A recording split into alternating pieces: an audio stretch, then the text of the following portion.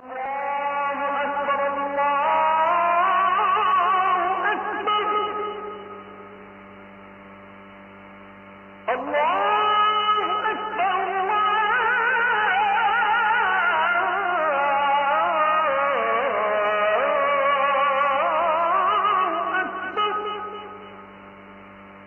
নম্বর কাজ হলো নেক আমল সহ ঈমান আনতে হবে। বলেন কি কি ঈমান আনতে হবে বলেন তো? নেক আমল সহ ঈমান। আমার দেশে নেক আমল সহ ঈমান বেশি না শুধু ঈমান বেশি? নামই হলো ঈমান আলী। নাম কি? ঈমান আলী, কিন্তু নামাজ পড়ে না। নাম হলো রমজান আলী, রমজান মাসে দুপুরবেলা ভাত খায়। নাম হলো আতর আলী, গোটা গায়ে গাজার গন্ধ। নাম হলো বাদশা মিয়া, ভিক্ষা করে। নাম হলো খোকা মিয়া, বয়স হলো 80 বছর। নাম হলো হিম্মত আলী, সাইকেলের চাকা ব্লাস্ট হলে শীত হয়ে পড়ে। আমার বন্ধুগণ, নাম হলো ফজর আলী, ঘুম থেকে 10টার দিকে ওঠে। নাম কি বলেন? ফজর আলী। নাম দিয়ে কোনো কাজ হবে না, বংশ দিয়েও কোনো কাজ হবে না। নাম দিয়ে যদি কাম হতো, নাম দিয়ে মানুষ অনেক কিছু করতে পারত, কিন্তু নাম দিয়েও কাজ হবে না, বংশ দিয়েও কাজ হবে না। আমার নবীর বংশ কুরাইশ, সূরা কুরাইশ নামে একটা সূরাও আছে। আবু লাহাব, আবু জেহেল, এদের বংশের নামটাও কি বলেন? কুরাইশ। কি বংশের মানুষ আবু লাহাব। আমার নবীর রক্ত আবু তালেব, এই যে বিশাল বিশাল পরিচয় তাদের। আমার নবীর আপন চাচা আবু তালেব হয়েও লাভ হলো না। ইব্রাহিম আলাইহিস সালামের নিজের পিতা আজর হয়েও লাভ হলো না। নূহ আলাইহিস সালামের ছেলে কেনান হয়েও লাভ হলো না। লূত আলাইহিস সালামের স্ত্রী হয়েও লাভ হলো না।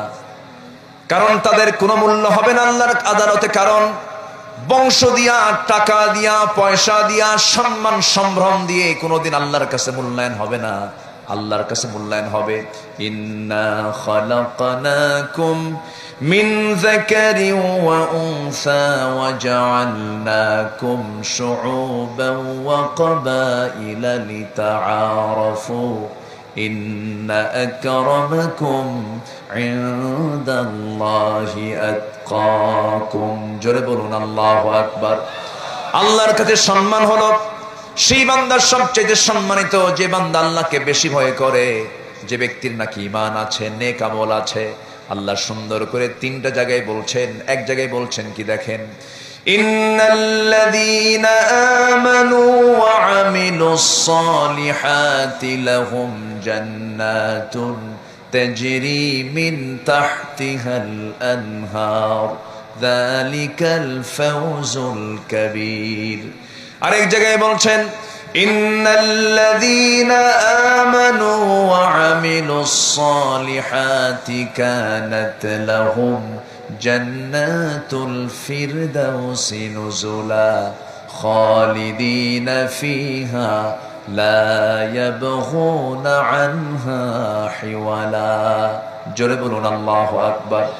ঈমান যারা আনবে, নেক আমল যারা করবে, তাদের জন্য 8টা জান্নাতের 1 নম্বরের জান্নাত আমি জান্নাতুল ফিরদাউস তার জন্য বরাদ্দ করব। স্থায়ীভাবে সেই জান্নাতে সে থাকবে।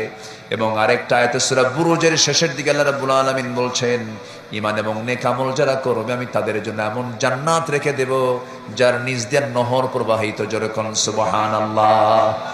দুধের প্রস্রবণ, মধুর প্রস্রবণ, পানির প্রস্রবণ, শরাবের প্রস্রবণ সেখানে থাকবে। দুনিয়ার মধু পান করলে মানুষ দিনে দিনে বুড়া হয়ে যায়, শিশু কিশোর হয়, যুবক হয়, আবার যুবক ধীরে ধীরে বুড়া হয়ে যায়। কিন্তু জান্নাতের পানি, জান্নাতের দুধ, জান্নাতের মধু যদি কোনো বান্দা একটাবার পান করে ফেলে, সে কোনোদিন, চিরদিনের জন্য সে কোনোদিন আর বুড়া হবে না। জোরে কোন সুবহানাল্লাহ।